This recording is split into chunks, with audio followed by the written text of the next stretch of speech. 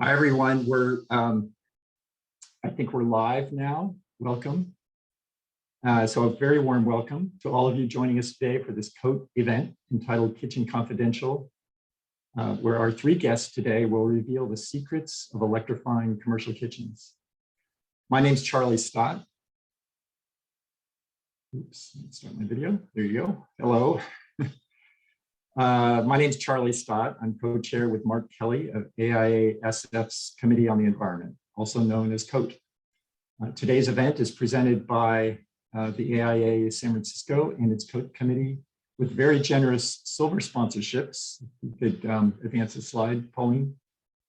From the commercial kitchen equipment company Rational and San Francisco's Letty Madam Stacy Architects. Their continuing support makes this programming possible. We thank you very, very, very much. Next slide. This program is accredited by AIA to provide one health, safety, and welfare learning unit to AIA member attendees. Before I start, I'd like to tell you a little about AIASF's Committee on the Environment. COTE's mission focuses on education and advocacy around sustainability in the built environment. Our programs aim to share the latest sustainability insights and resources with Bay Area architects, engineers, construction trades, and allied professionals. We hold monthly meetings and host presentations and educational events just like today's. We welcome architects and all allied professionals to join us in our efforts. You can log on to AIASF.org to check out upcoming events. The COTE committee page can be found under the Member Services tab. Here you'll find information on our monthly meetings, meeting notes, and recordings of past events. We meet every third Tuesday of the month at 11:30 a.m. Next slide, please. And just a few housekeeping details before we do the introductions today. We'll be taking questions from the audience, so please populate the Q&A feature at the bottom of your screen. We'll have about a 10-minute Q&A period at the end of the presentation. We are also not using the live question raise hand feature during this presentation, so please do use the Q&A box. Also, the chat box is disabled to attendees, but we will broadcast relevant information and links to the audience via the chat during the presentation. And lastly, this program is being recorded, and a link to today's session will be shared after the event. Next slide, please. So today's COTE event is entitled Kitchen Confidential, a conversation about electrifying commercial kitchens. As commercial and educational institutions look for electrification strategies to reduce their carbon footprint, the kitchen is the final frontier when it comes to abandoning natural gas appliances. It's for this reason that we are joined today by a stellar panel of professionals who will debunk perceived barriers to kitchen electrification. You'll learn from a chef, Chris Galarza, an architect and an engineer, how to rewire commercial and institutional facilities by installing healthier, energy efficient, and all electric kitchens. Chef Chris Galarza, our first speaker, is the founder of Forward Dining Solutions. As a chef, he's the country's foremost expert in commercial electric kitchens, working with governments, manufacturers, designers, architects, and other chefs to create lasting, sustainable kitchens and culinary ecosystems. Chef Chris has worked on notable projects such as Chatham University's Eden Hall campus, the recently completed Microsoft headquarters in Washington, and Castellea All-Girls School more locally. As an aside, next slide, please, Pauline. When we send out the video link and slides for today's program, we'll also include a wonderful chef's guide to chef. that Chris has put together to give designers helpful pointers on how to transition their commercial kitchen clients to all electric systems. It includes the right questions to ask and a little background from a chef about chefs and how notoriously they are to resisting change. So hopefully you'll find that helpful when we send that out at the end of the show. Next slide, please. The next speaker will be architect Pauline Souza, who brings a tenacious leadership approach to architecture, rooted in the idea that good design and sustainable design are synonymous. As WRNS Studios Director of Sustainability, she is responsible for implementing sustainable design principles into all the studio's projects and into their business operations. A recognized leader within the green building movement, she currently serves as a USGBC Green Schools National Chair and has served as the Green Schools Advocate for the USGBC Green Schools campaign since 2007. Next slide, please. And last but not least, engineer Steve Gross is a registered mechanical engineer and leads Interface Engineering's high-performance building team. With a background in building science, he specializes in whole building energy analysis, human thermal comfort, of course, building electrification, which we'll hear about today, and mechanical control systems optimization. Next slide, please. So, once again, we want to thank Rational and LMS for their very generous support of today's event. Now, I will like to provide everyone to provide a warm welcome to Pauline Souza, who will kick off today's presentation. Thank you all.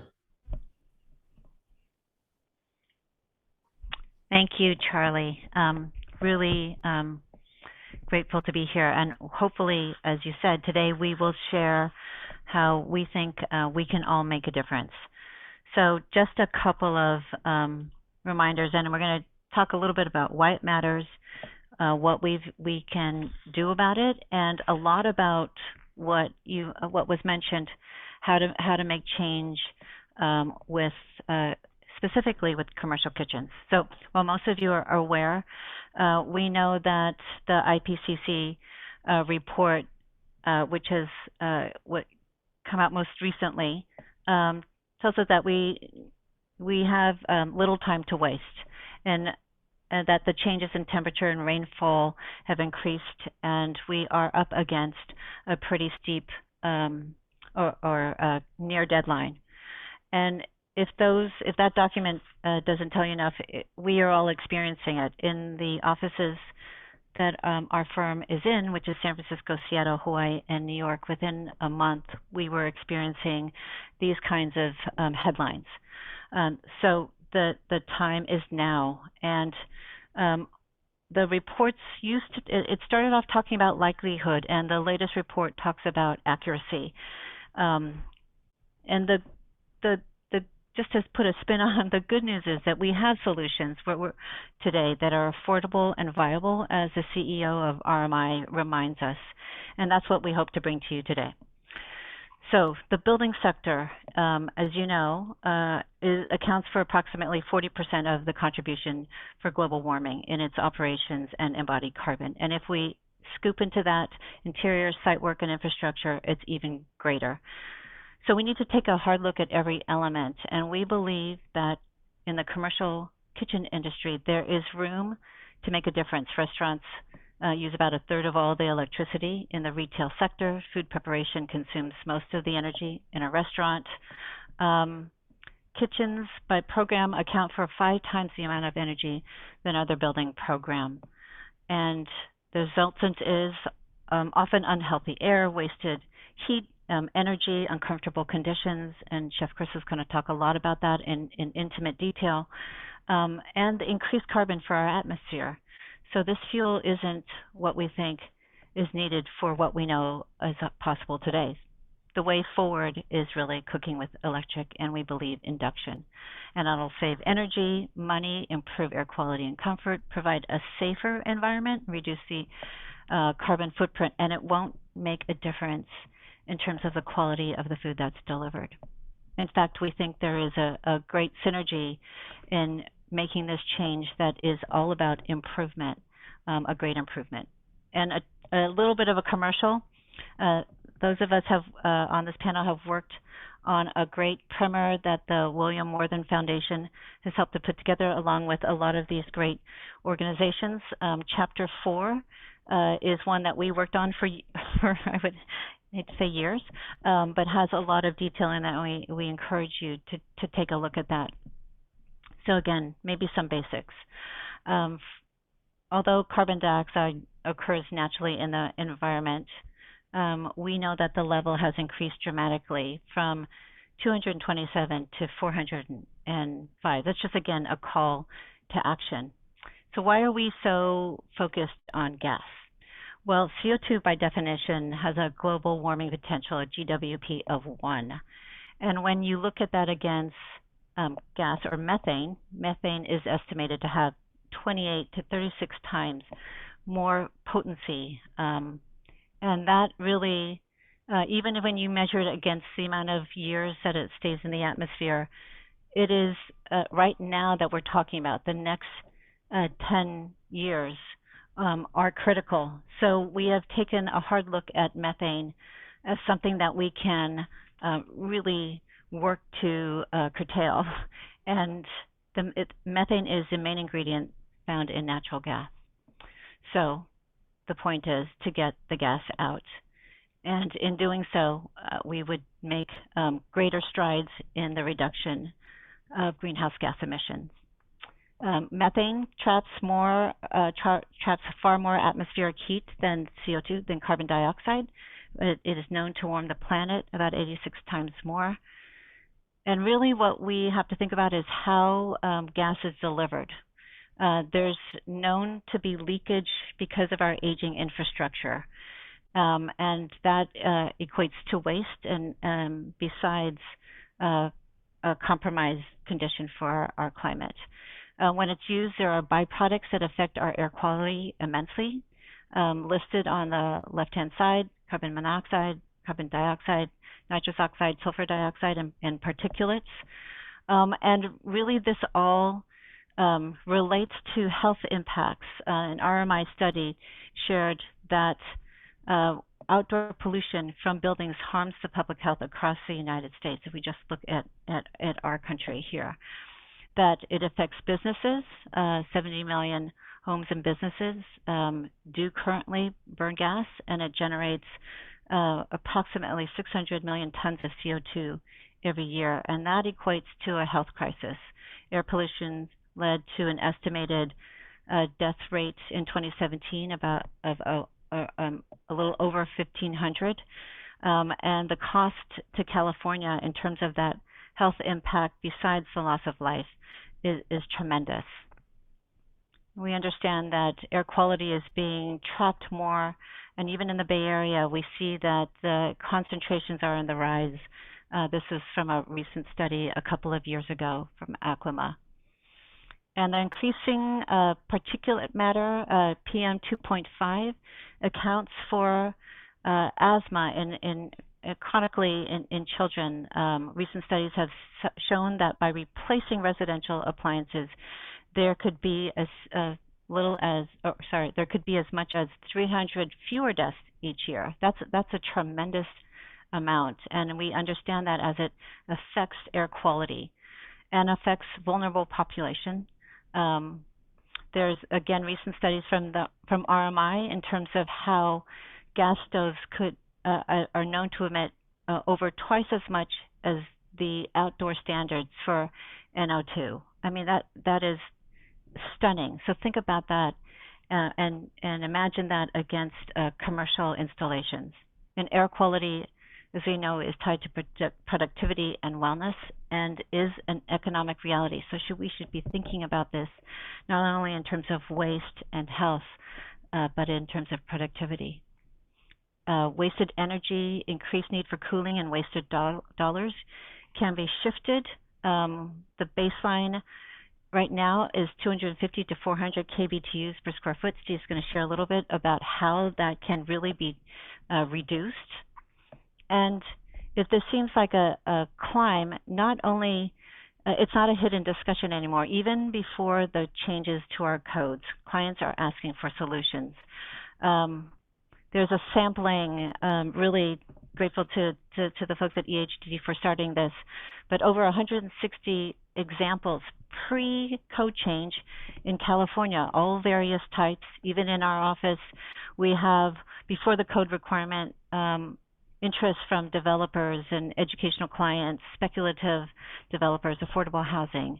It is not a unique project that can afford to do this. And as shared from Frontier Energy, there is a way to show that you can do a renovation where the change in the equipment still results in energy reductions that pay for the cost of that equipment. Other sources from the Department of Energy call out for us to make change, and it's been in the local and national news, that the gas stove is not so good for our planet. So the question to all of us is, what are we waiting for? We have a great opportunity to make change. And I think in a case study, we're going to make the case that it really can be made around health and safety, not just about efficiency. So a quick case study on a 20,000 square foot project in the hills in Santa Rosa. It's a high school against the Taylor Mountain. They already started thinking they wanted to do something differently. They wanted to be the most sustainable, but the hardest discussions for this campus that already had sustainable guidelines that they wrote up for us was to get the gas out. And so we'll talk a little bit about how that we were able to help them see a different approach. Like I mentioned, it had a good envelope. It was flush with great sustainable strategies, gray water use, geo-exchange. We worked with the interface team. Steve was instrumental in helping us think about how to squeeze down what we needed, how to tweak the menu even for how to result in a lower EUI, how to refrigerate differently. So there was a lot of discussion that changed operational strategies. But again, when we started to talk about taking gas out, for some reason there was a love for the flame. And we can only think that it was less about food for some reason and more about familiarity. So what we did was talk to them about air quality, comfort, and then long-term cost savings, because especially for clients like educational clients, every dollar spent not on a student is not the best dollar spent. It turned out that we were able to point to through some of the folks who were involved in the project, and then again this wider net through Steve and Chef Chris, of well-respected chefs around the country who have been using induction equipment. It is not new to the industry. In fact, there's lots of references to it in our area and again around the world. And when we talked about how this wasn't new, that this is something that yields great success and great food, we were then able to talk about how we should think about it in terms of its effect on this community. That green area, which is the kitchen, and it had open area that connected to educational spaces and dining spaces, that we had to think about all air as one air. It isn't as if there's only certain air that won't get to everyone. It affects the community. Because all electric kitchen, we believe, results in cleaner air. Easier to clean up, and the chef will talk about this. There's less particulate matter, less NO2, NOx, and really a healthier environment. Because again, if you think about this, we are creating, or the places for cooking create a condition that connects to all conditions, all air, and affects everyone who participates in the making of that food. And creating the space where you can enjoy that. Air quality in the kitchen means better air quality for everyone. And really, for those who help to create the wonderful meals for us, thinking about not just the end result, but the process. So we would say comfort meets safety when you think about all electric and induction. And when you have a teaching kitchen where students are, that induction top reduces the chance for accidental fires and burns. There's papers in that little red ring right up against the induction range, which is amazing. Not in a good way, but in ultimately a good way. So the all-electric kitchen is faster responding, better air quality, easier cleanup. It helped us get to a net zero project with some nice awards, but it's not just for the bespoke small school. It is something that clients all over are looking at. And in a paper from Microsoft, they committed to 17 buildings not having any gas on the campus, including serving over 10,000 meals to their employees. And in a project, 2 of the buildings we are grateful to be a part of, we have a 4,000 square foot kitchen that is only using electric and induction.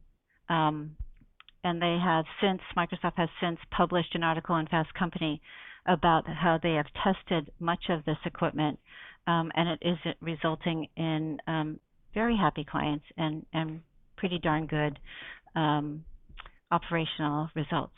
So I'm going to pass this over to Steve to talk about energy reduction, better air, and better conditions. Okay, thank you, Pauline, for that. And I am going to talk about, how electrification, specifically using induction equipment in our projects, has really led to some amazing, substantial reductions in energy consumption and improving indoor air quality. So before I get going into that, I like to start off with a little introduction, just to give you an idea. Looks like the video is not going to work. Let me try to switch on the fly here and make this work.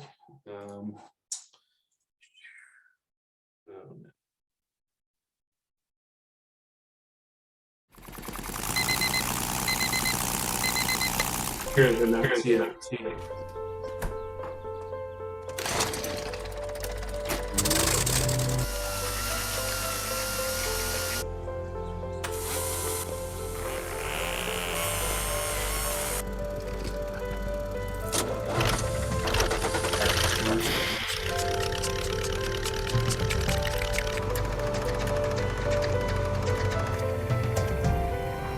Oh, we're not seeing the video, so can you pause that?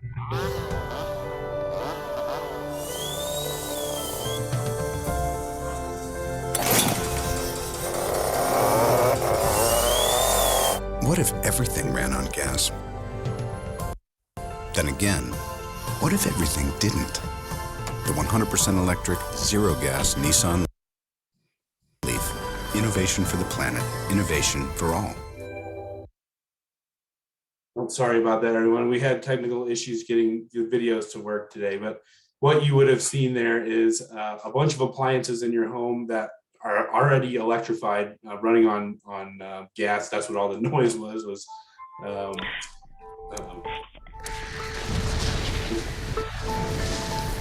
Steve, are you seeing the PowerPoint? No, switch back. I can see PowerPoint, but not the full size. I can take over. Hold on just a second. Okay. I'm not sure what happened in the video. Let's see. It's all right. Okay. Let's go. Okay. Hopefully you can see my screen now. I'll just really briefly show you what that was about. I switch out. So imagine if all of our appliances were electric or non-electric already. Okay, I'm not going to replay the whole thing because we don't have time. But basically, we electrify things in our life, so we're not surrounded by the byproducts of combustion. So anytime you're combusting a fossil fuel, it's emitting carbon dioxide, carbon monoxide, and many other toxins and particulates into our environment. And so they really impact our health. And a lot of times they're odorless and colorless, and you don't know they're there, and they can lead to symptoms that you may not be associating necessarily with cooking over your stove. So the complications are real.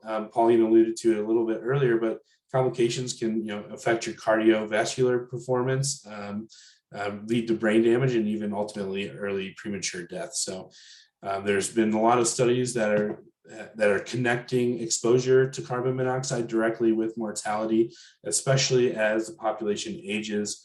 Issues related to circulatory and respiratory failures are directly linked to exposure to carbon monoxide.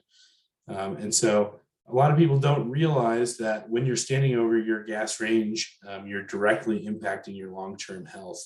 And so I would encourage you, if you do have a gas range still in your home, make sure you're opening a window at the very least, or using your overhead vent if you have one.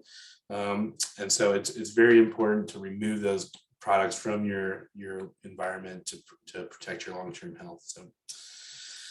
And so the other motivation around this is really related to carbon footprint. So why should we be using electric equipment is because our grid is becoming cleaner and cleaner. And so when we use electric equipment for cooking and our grid becomes cleaner, that means the carbon footprint associated with cooking is also going down. And so almost more than half the states in the country have renewable energy targets, meaning their grid will achieve 100% renewable energy by a certain date.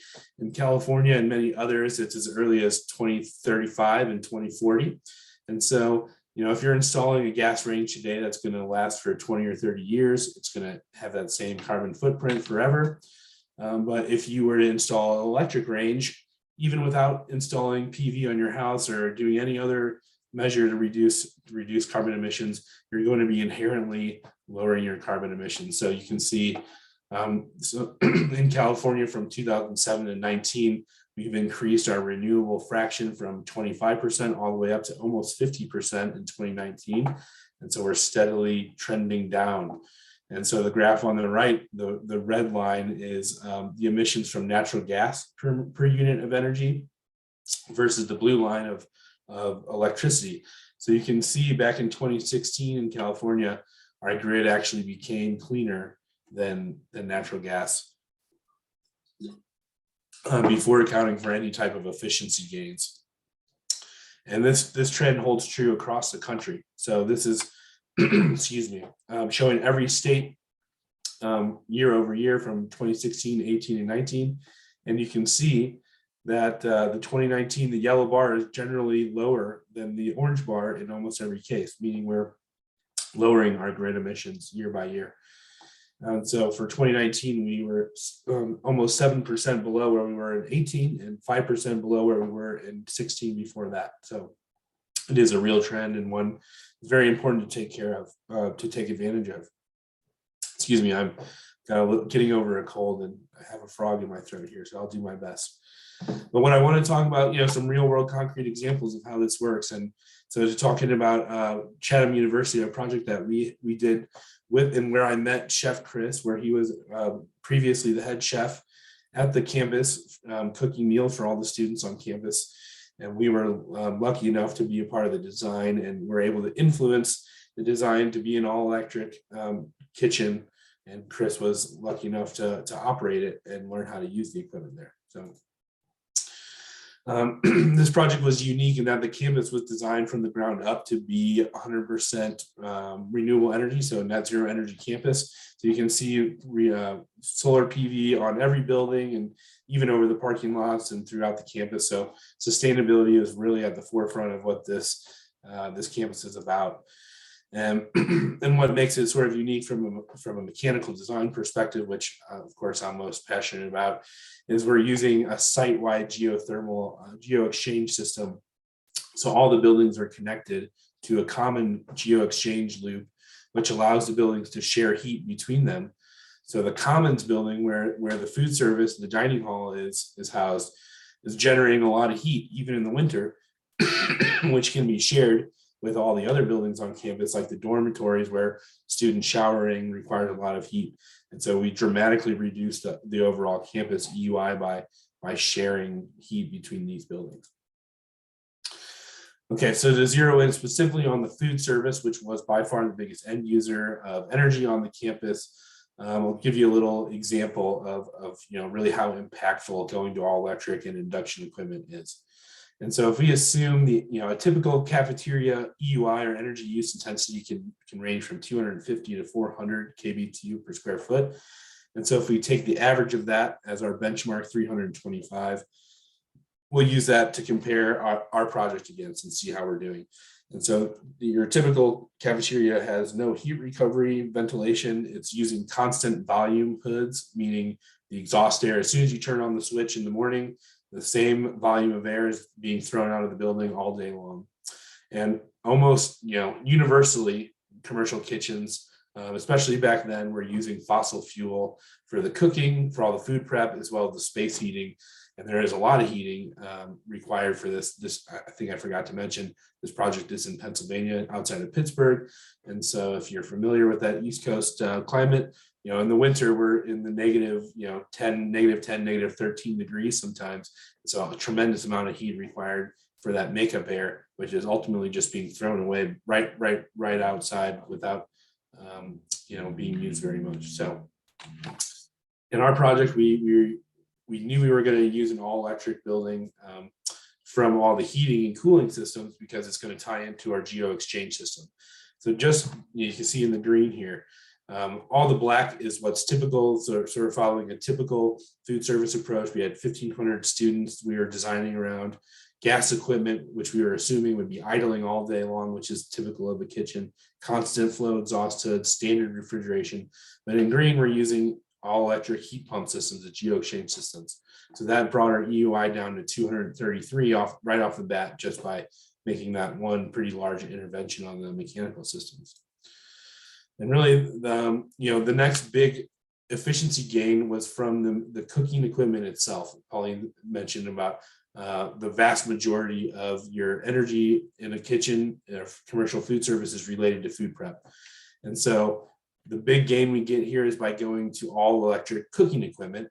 And what you can see here in this graph, these two graphs that was provided by the Food Service Technology Center in San Ramon, you can see that in every case, the electric appliance is much more efficient than the gas appliance. So the easy one to look at is the range. A typical gas range might be at most approaching 50% efficient, versus an electric can be up 85, 90% or even higher nowadays. And so really what that means, and the reason why this happens, is because when you burn natural gas, the byproducts of that need to be exhausted from the space. And so a bunch of that energy and heat is being exhausted to prevent, the space filling up with smoke and the fumes from natural gas burning. And so you're inherently throwing away energy from natural gas appliances just by their nature. And so the other thing that happens in commercial kitchens is that equipment is idled all day long. And so the chefs want the equipment to be hot and ready to cook on. So when you order your burger, you're not waiting, 5 to 10 minutes for that griddle to heat up. And so what you see inevitably in almost every commercial food service facility is idling equipment. And so here's a short video that I took at Stanford University as they were looking at changing their equipment out to electric. And it just happened to be walking by at the end of the food service after all the food's been served. The gas griddle is still being fired at full fire. You can see there's no food on it. That energy is just being purely wasted right there. And it's also harming the occupants by filling the space with the byproducts of combustion. And so what we do is avoid that by switching to all electric, and induction, specifically induction equipment, has a dramatic impact on the cooling and heating, the cooling loads within the space, as well as the energy just specifically from cooking itself. And so, by implementing that all electric equipment, as well as some other energy conservation measures on the mechanical systems, like radiant heating and cooling, variable flow exhaust, and moving the refrigeration compressor outdoors, we have another dramatic impact on the EUI, lowering it down to about 162. If you recall, we were at 233 previously. And so the way we get to that level of confidence of what the equipment is going to actually be doing is really by looking at each individual specific piece of equipment and addressing that operation, either with the menu or educating the chef on how to use the equipment more appropriately, or switching out or just eliminating the worst offenders. So in this case, you can see in our initial pass of this, the pizza oven was consuming almost 27%, more than a quarter of the entire kitchen's energy consumption just from the pizza oven. And so that was an easy target and was eliminated from the project. A dedicated pizza oven was eliminated, and that, to be able to still serve pizza, that was combined into a combi oven, which was able to do a lot of other things as well, other than just cook pizza. So, we were really we wanted to be as aggressive as possible to try to lower the kitchen energy consumption as much as possible. So we investigated several other ways of lowering that consumption. So we looked at eliminating hot breakfast. How could we, avoid turning on the commercial kitchen equipment until 10 or 11 a.m. instead of starting at 6 or 7 a.m. So that brought our EUI down to 142. We eliminated that pizza oven and hot breakfast. That brought us down to 127. And then we really looked at this extreme reduction of equipment, which was really strategizing around the menu to keep equipment off as much as possible. And we saw the potential to reduce the EUI all the way down to 106 on this project. And so, this was a very cutting edge project. We were living on the edge, and we didn't get all of those aggressive assumptions that we were investigating during the design phase. And so ultimately, the students did want hot breakfast, so that was still in there. And some other arrangements to the program, we were able to get the EUI, the predicted EUI, down to 121 before applying renewables, and which we designed all the energy generation equipment around that EUI so that we would have a net zero ready campus. And actually what we found out is that the kitchen was performing much better than we even predicted it would when we did our measurement verification process. Partially because the commons, the food service, was not fully occupied. 1,500 students were not on campus yet, but really it's a testament to Chris and his team for learning how to operate the equipment and really embracing the ideology of lowering the energy associated with the food program. And so we predicted that 122, but the commons operated at EUI of 52 in 2017, which is amazing, although probably mostly associated with the lower throughput. We did achieve 68% renewable just from the on-site within the building footprint, the cogeneration from green gas and from the roof-mounted PV, and then the rest of the balance of that energy will be generated by a parking lot canopy of 450 kilowatts, and so. In general, this building is outperforming all of our expectations that we set for it. So, and then just finally, I wanted to talk about thermal comfort and how that is all related to this topic of electrification, because thermal comfort in the kitchen is really not just about air temperature. As you may know, it's related to what you're wearing and what you're doing as an activity level. So when you're cooking in a commercial kitchen for hundreds of students, it's a different level of activity than sitting at a desk in front of a computer, right? So you've got a high activity level, and you're not wearing shorts and t-shirts, obviously, so that's going to contribute negatively to thermal comfort in the kitchens. But the other really big important factor is radiant temperature, and so that's all about what are the temperature of the surfaces around you. And so, as I showed you before, idling equipment is very common in a kitchen, idling gas equipment. And so that means all the surfaces of the fryers and the ovens and the ranges, the cooktops, they're all very hot. They're going to be at cooking temperature all day long. And so that's going to dramatically impact the thermal comfort of the staff cooking in the kitchen. And so what ASHRAE actually conducted a research study on this, where they studied 100 kitchens in the United States and all the climate zones, so representing all the climate zones in both summer and winter. And what they found, which is probably fairly common knowledge to anyone that's actually worked in a restaurant or a kitchen before, is that kitchens are hostile environments. for large portions of the year, they are well outside of the thermal comfort range of what's considered comfortable. And so this blue bar, blue box in the middle of the chart here represents what would typically be thought of as comfortable. And all the blue and red dots well outside of that are showing you just how frequently the kitchens are hostile environments. So we're very regularly seeing temperatures, well into the 80s and 90s, even up into the 100-degree temperatures, which I can attest was certainly the case for me when I was working my first job in high school in a restaurant. So it's really a very hostile environment, and largely created by the use of natural gas and equipment just idling throughout the day.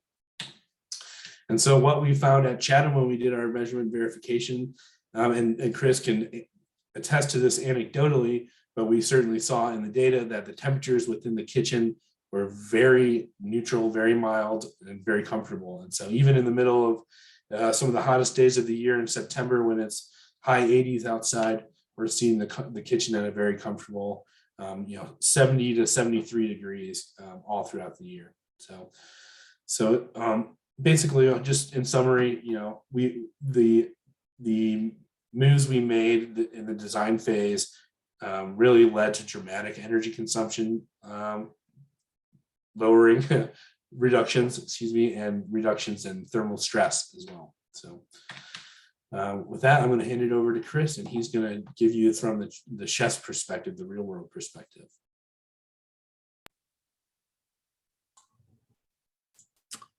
All right, everybody, I'm just going to take control here real quick. Now, when we talk about gas versus electric, we're really talking about two different ideologies in cooking. For those of you who have ever had the pleasure of working in a commercial kitchen, you would know images like this, where we are inundated with all this fire, all this heat. The truth is, being a chef in a professional kitchen, you're working at breakneck speeds around sharp objects and flames and a lot of hot things that can hurt you. And in fact, your body pushes back every step of the way. Anthony Bourdain talked about it eloquently when he talked about the fact that chefs were falling out on the line, throwing up, and those are my own experiences as well. We talked a little bit about carbon monoxide and how that leads to nausea, vomiting, and things of that nature. I can tell you my own personal experiences looking down on my chef coat, my chef coat thermometer, and seeing 135 degrees Fahrenheit, and after every rush, the other chefs trying to clamor to go to the bathroom to throw up. Those are the realities of being a chef. And that's what can be mitigated when we go to an all-electric space, which you can clearly see in the data that Steve showed was a much cooler kitchen, which led to cooler heads prevailing, which led to people being more comfortable, and led to an overall better guest-facing interaction. To talk about electric kitchens, we'd be remiss to not talk about induction cooking. So quick update on that is induction cooking obviously isn't these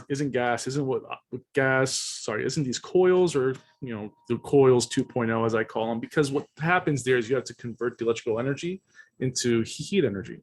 But induction, what we do is we use electromagnetic currents to create that essentially makes the pot the heating element, and we're able to heat the pans and the food and not the space around it. So it's a much safer way of cooking, and it's a lot easier on the maintenance as well. So how does induction work? Induction works by creating an eddy current by taking a tightly wound copper coil and putting an electrical current through it. Now, what happens is it oscillates the ferromagnetic molecules in the pan, essentially making it the heating element. So how that works is, imagine your microwave at home. You turn that on, and it's sending the aptly named microwaves into the food. That food, the water molecules within the food are oscillating back and forth, creating molecular friction. That friction thus cooks the food. That's essentially what we're doing with induction. Now, pros and cons. We're going to focus on cons first because we are Americans and inherently a little bit negative.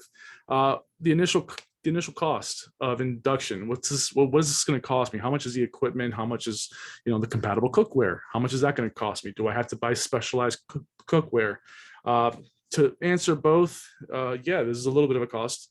If you were to buy a 6-burner induction range from South Bend, you'd probably spend around $38,000. If you were to do the same thing, same company, but gas, looking at about $32,000. Compatible cookware, if you love using copper or cheap aluminum, you are going to have to buy updated pans. But if you love using cast iron, you're good to go. You're good to go. In fact, there's a lot of stainless steel pots and pans that work perfectly well. So if you want to test it, grab a magnet, stick it on the bottom. If it sticks, you're good to go. Also, what's the electrical capacity? What's the retrofit hurdle? Are you going to upgrade your panels? All these things can go into inflating costs. But where it balances out is on the pros. Very, very high efficiency. We're talking 80 to 93% as opposed to 35% with gas.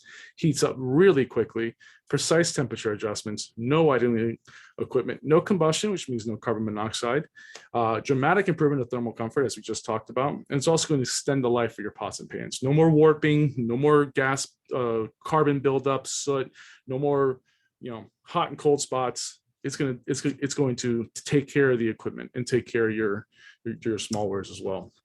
So what sort of solutions exist out there? We got electric combi ovens, griddles, flat tops, grills, fryers, tilt skillets, steamers. There's nothing in a gas kitchen that cannot be converted to electric. It's even refining traditions. Tandoori ovens and woks specifically have been talked about a lot. Like, how can you do this with electric, traditional ways of cooking? And I get it. I'm Latino, and there's a lot of things that we do that are traditional. And to take away, say, gas for a wok, for instance, use that as an example, is a way it can also be seen as an affront to traditional ways of cooking, which I completely understand. But truth be told, is that solution has been fixed. An induction wok can save you up to 1 million gallons of water per year. You can cook, this particular model can cook twice as much, if not more, than their gas counterpart. And there's less waste. The space isn't heating up. It's a lot easier to take care of.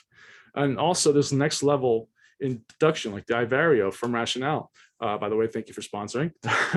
It's AI driven cooking, right? So it's able to sear, fry, boil, hot hold, pressure cook. It uses the latest induction technology. So it has corner to corner heating, and it's 100% even. It's easy to clean. Really, a lot of this equipment is just hot soapy water, and that's it. It's going to increase your throughput with very little human interaction, because again, the AI is doing a lot of it. So what it does is it's going to give chefs a lot more control, speed, precision, and power at their fingertips, and it's going to dramatically increase that dollar per labor hour. Now, heavyweight bout: gas versus electric. What are the brass tacks? How do they perform side by side? Your gas range, we're going to give this the best possible chances of succeeding. We're going to give it a 50% efficient, which I am told might exist. It's kind of a unicorn out there, but we're going to say that this absolutely does exist. What that means is that you can cook 38.6 pounds of food per hour. It's going to need time and elbow grease to clean. So if you guys have never cleaned it, let me walk you through it. You take the grates off, you soak them in some degreaser water. You take the burners out, you poke you take a toothpick and go through every single hole to make sure there's nothing obstructing the gas flow. You soak that as well. Then you go and scrub that whole piece of equipment down, wipe it down, take the drip tray out, drain that, take the foil off, scrub that down, replace the foil, put that back in. Then you're gonna scrub the grates and scrub the burner, assemble it, and then light those pilot lights. All the while, you can burn yourself, you can cause fires. I've seen both. I've felt both. But with induction, you're talking 90+% efficient, which means 70.9 pounds of food per hour, nearly doubling your throughput. It's much easier to clean, hot soapy water. If it takes you 2 minutes to clean this unit, then you're not doing it well enough, because it really doesn't take that long. It's a lot safer to use because, again, there's no thermal sources. So even if you spill milk on there, it's not going to burn on. It's, again, hot soapy water cleans it all. Super simple. So clearly induction is the way to go. So there's a lot of chefs out there who really don't want to make this transition. They come up with every excuses in the book. Myths in the book. And this is my stand-in for those chefs. He's going to come out right out and say that induction cooking speed is exaggerated. We just show that it isn't. You can cook twice as much food in the same amount of time because of the recovery time and all this stuff. You can boil water in like 2 minutes flat. You can do so much that gas cannot do. So yeah, it's that's false. Sauteing is impossible on induction. Absolutely not true. The argument there is that once you take your pan off the heating element, it's no longer going to be connected, therefore no heat going to the pan. To which I say, what happens when you pull your pan off your gas range? That flame doesn't follow you. So it's absolutely possible on induction.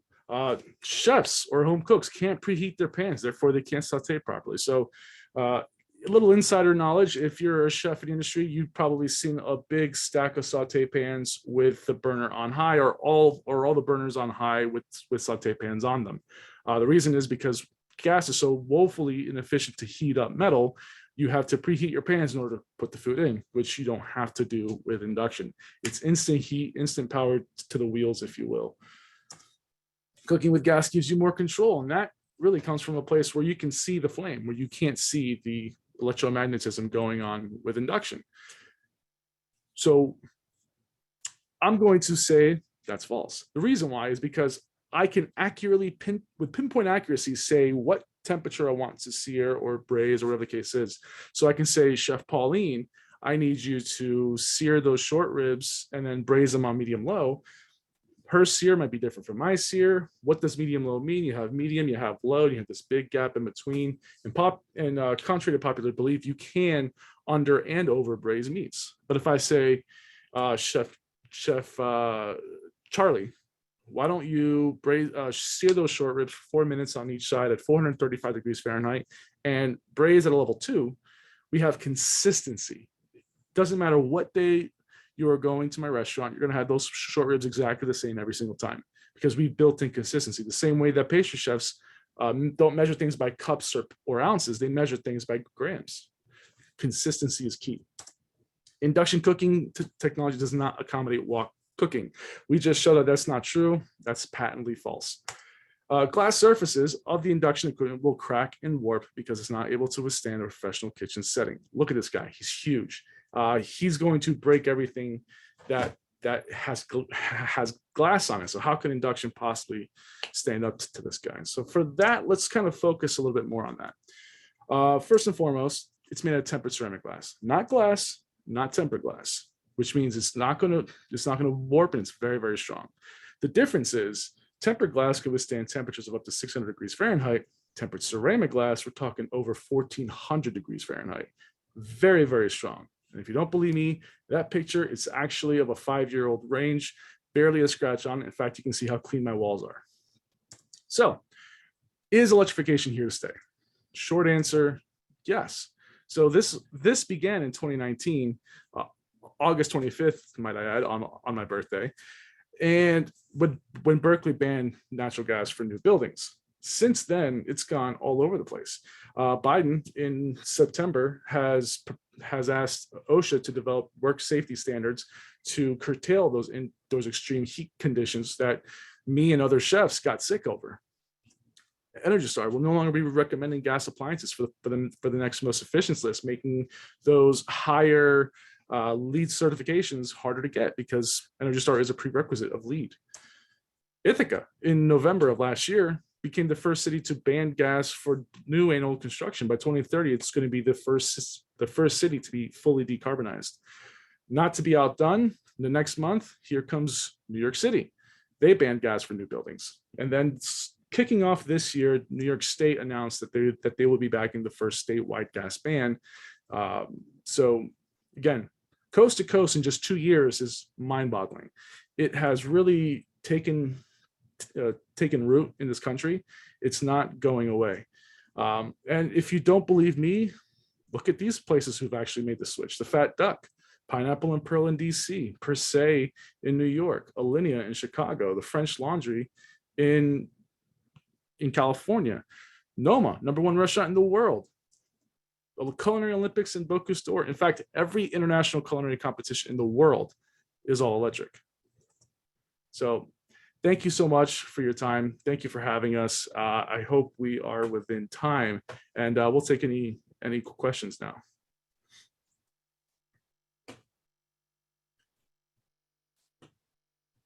That was great, guys. I think we had one question, which you may have answered about the induction walk.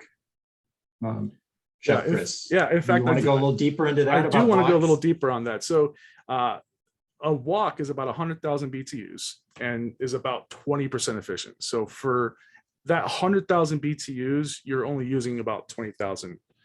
Like 20,000 is actually reaching the food. When you use that other walk that I was talking about, that's a 12 kilowatt walk, and that can get 35,000 BTUs to your food. So significant ramp up. In fact, you can cook about as much food from a 5 kilowatt plug-in induction wok that's portable than you can with that giant that giant gas wok. So again, you can shrink your kitchen, you can increase production, and in fact, because it's going to take less time to clean up after that, you are going to spend more time in production, more time serving food, and less time cleaning. Great. We have about 2 minutes left. I just want to do a little round table question to the three of you.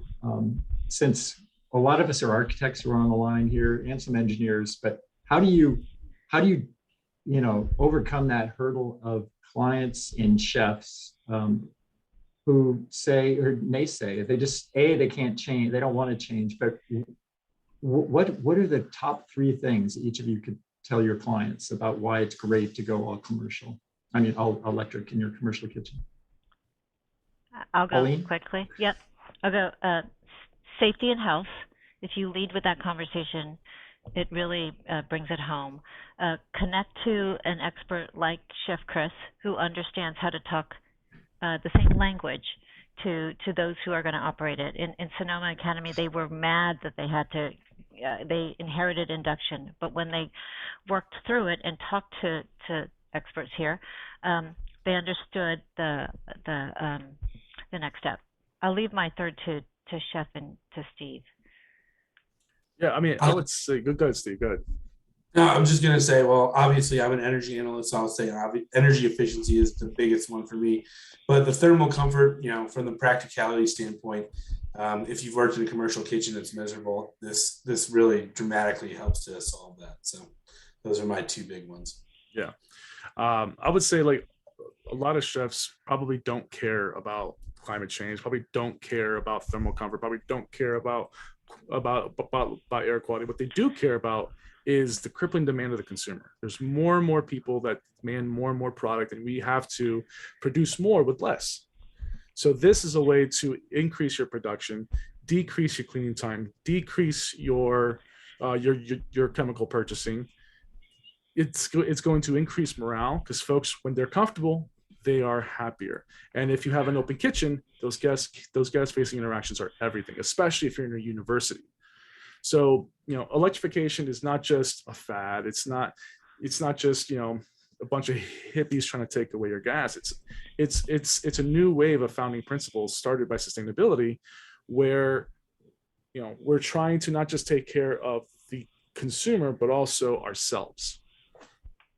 That's great. That's a great closing note. And I hope everyone also, I really thank everyone for joining us today. There are some links in the chat that we'll send out as well with the slides today to everyone who's attended. But I have to just keep pitching the Frontier Tech Food Center in San Ramon is a great resource. And there's a link there at the very bottom to a presentation they did that goes through all the equipment Chris has been talking about in a deeper dive. So lots of resources. We want to thank all of our speakers today, and thank you very, very much to everyone who's attended. And we're going a couple of minutes over, but we'll see you next time. And one more pitch, Charlie, Sure. for the William Worthen Decarb Primer, the kitchen chapter. A lot more of Chef Chris in there. Right. So. Awesome. We'll add that to the list Thank you. too. Thank you you, all. everybody. Have a great day. Have a great day. Take care, everybody.